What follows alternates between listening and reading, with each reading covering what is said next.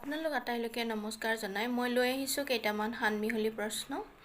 আশা কৰোঁ সকলোৱে মন দি শুনিব।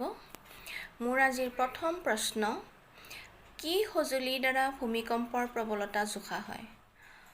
উত্তৰ, ছিস্মোগ্ৰাফ। ২ নম্বৰ প্ৰশ্ন, কি লৱণৰ বাবে সাগৰৰ পানী অধিক লুণীয়া হয়? উত্তৰ, ছ'ডিয়াম ক্লৰাইড।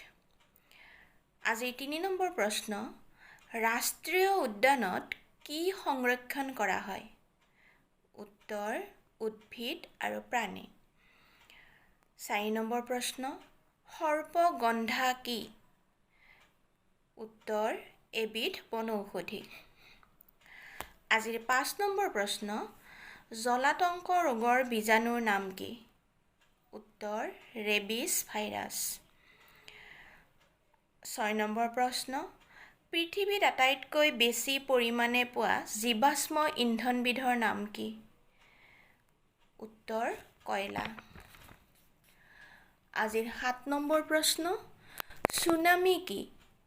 উত্তৰ, সাগৰত ভূমিকম্পৰ ফলত হোৱা বিধ্বংসী সাগৰীয় ঢৌ। আজিৰ ৮ নম্বৰ প্ৰশ্ন, স্মগ কি? উত্তৰ, ধোঁৱাৰ সৈতে মিশ্ৰিত কুঁৱলী। ৯ নম্বৰ প্ৰশ্ন, নগৰৰ বায়ু প্ৰদূষণৰ ঘাই উৎস কি? উত্তৰ, যান-বাহন।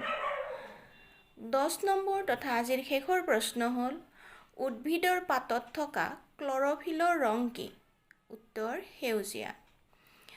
যদি মোৰ এই প্ৰশ্নসমূহে আপোনালোকৰ উপকাৰ কৰা বুলি ভাবে, তেতিয়াহ'লে মোৰ ইউটিউব চেনেল প্ৰজ্ঞা সাধনা লাইক, শ্বেয়াৰ আৰু ছাবস্ক্ৰাইব কৰি দিব বুলি আশা কৰিছোঁ। ধন্যবাদ।